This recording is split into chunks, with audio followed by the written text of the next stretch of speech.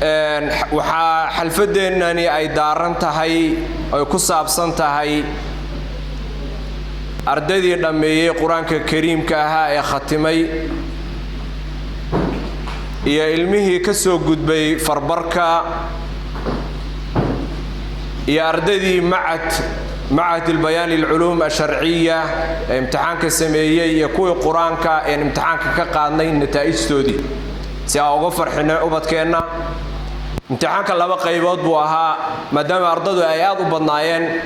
تقريبا بقول يتضوات العنق بامتحان كمشاركية لكن لا بقى يبود بقى وكلا قادني قيبو حان كقادني جولاي وصلت كده حديثية هاي لكن النتائج تنهيني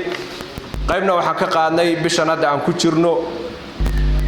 maanta ayaan marka la wadaagaynaa wixii arqaamta koobaad qof walba numberku soo galay ayuu ogaan doonaa insha Allah waxaan marka ku furfuranaynaa hadalkeena quraanka kariimka ah oo mudan wax walba oo la bilaabayo in asaga laga bilaabo waxaan u yeerayaa ardayga la yiraahdo عبد الرحمن محمد ناصر فليتفضل مشكورا. ولو نشاء لمسخناهم على مكانتهم فما استطاعوا مضيا ولا يرجعون ومن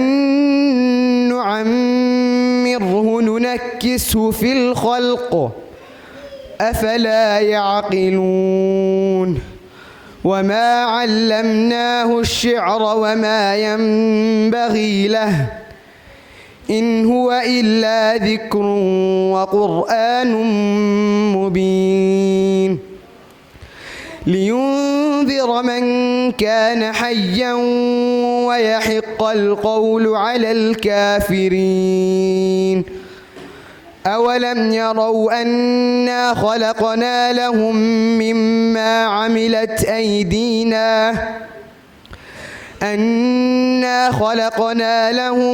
مما عملت أيدينا أنعاما فهم لها مالكون وذللناها لهم فمنها ركوبهم ومنها يأكلون ولهم فيها منافع ومشارب أفلا يشكرون marka ardaydaas quraanka xambaartay waxaan ka ilaahay uga baryeynaa in xamalada quraanka iyo xafadadeeda ay ka mid noqdaan quraanka ilaahay uu qalbigooda ku sugo sida ay hadda u soo dadaaleen oo u soo dhafreenna ay halka ka sii wadaan quraanka macnihiisa ay bartaan xambaaraan dadka ugu yeedhaan kuwa waxa weeye sharafta ku yeesha ee quluwiga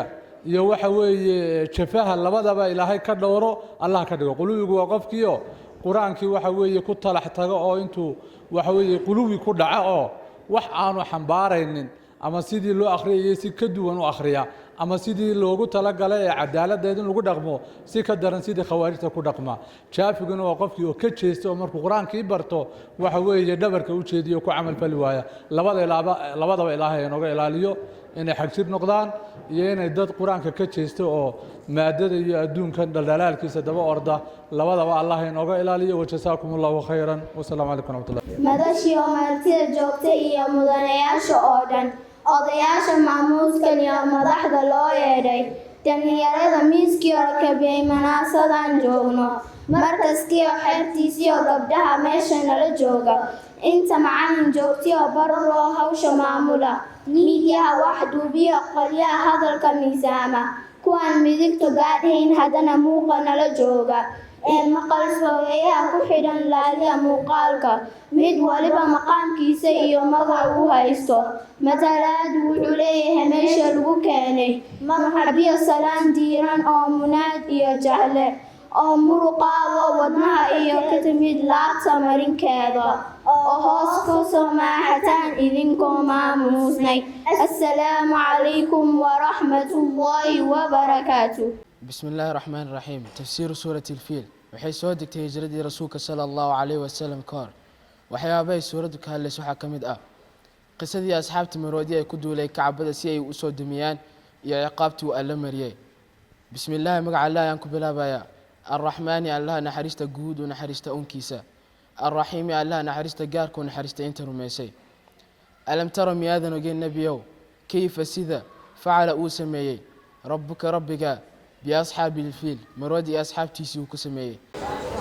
waxaan nahay ardayda madrasatu albayaan alislaamiya waxaan idiin soo jeedinaynaa dardaaran iyo waano ku saabsan akhlaaqda wanaagsan ee laga rabo qofka muslimka ah dhageysi wanaagsan dardaaran iyo waano caruurta qaaliga ah waxaad tihiin mustaqbalka iyo hogaamiyaasha bari أنتم شباب اليوم ورجال الغد سيدا درتاد وحا مهم إن أتكون قنتان أخلاق وناكسن يوم مبادئ إسلامك سياد أقوليستان الدنيا آخرة أخلاق وناكسن صبرك ومدك مد سفوينك ومهمسن قفك مسلمك waxaa lagaaga baahan yahay in aad sabar muujiso xilliyada adag una dulqaadato caqabadaha. Allahu Akbar, Allahu Akbar, Allahu Akbar. I'm glad enough. aad iyo aad baan u faraxsanahay maanta anigoo dalkaygii dalaan ahayn jooga inaan hortayda ku arko islaamkii aynu ku dhalannay oo debad sidaa loogu qoweynayo dhalinyaro yaryar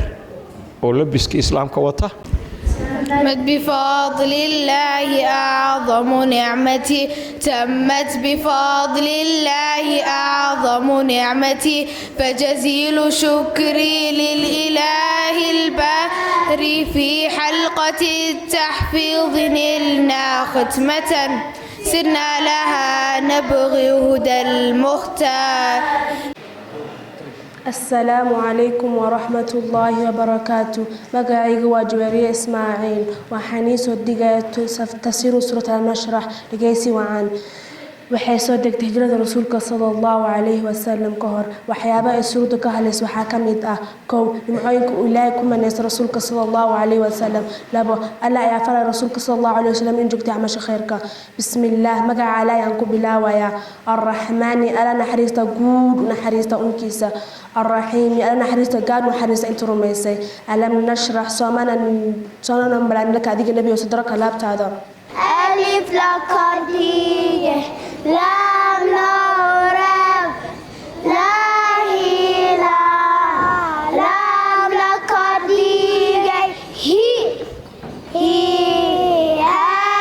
أرزيه ميناني ميم نازيه نا نور لقديه الشيطان ألف لقديه لام نورب شيطاني شين لقديه يا لورب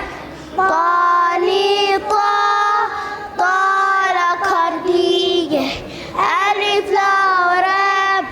طاني نون أصديه ما معنى لا إله إلا الله وما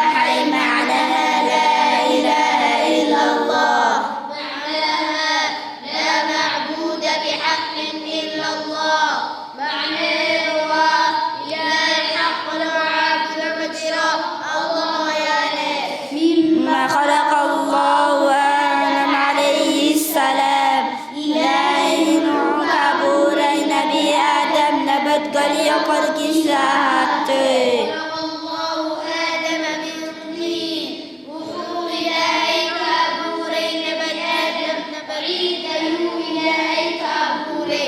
مما خلق الله الملائكة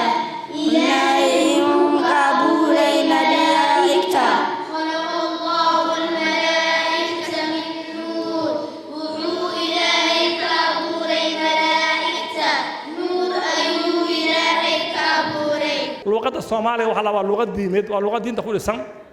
inaad heshid mucallim wax yaqaan oo ilmo wax ku bara waxay ku xiran inuu af Soomaali yaqaanaan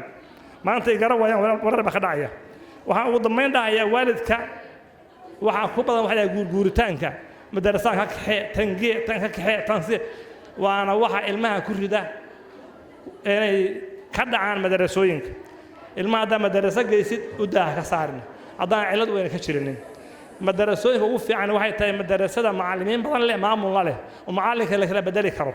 laakiin haddii hal meesha hal macallin haysto badan dhib badan baa ka dhac waa la iska fahmi karaa madarasaan oo kaleeta oo macallimiin kala duwan joogaan oo maamul leh oo ardayga la fahmi karo macallinka ku fiican kaleeto in laga saaray wax sahlan ma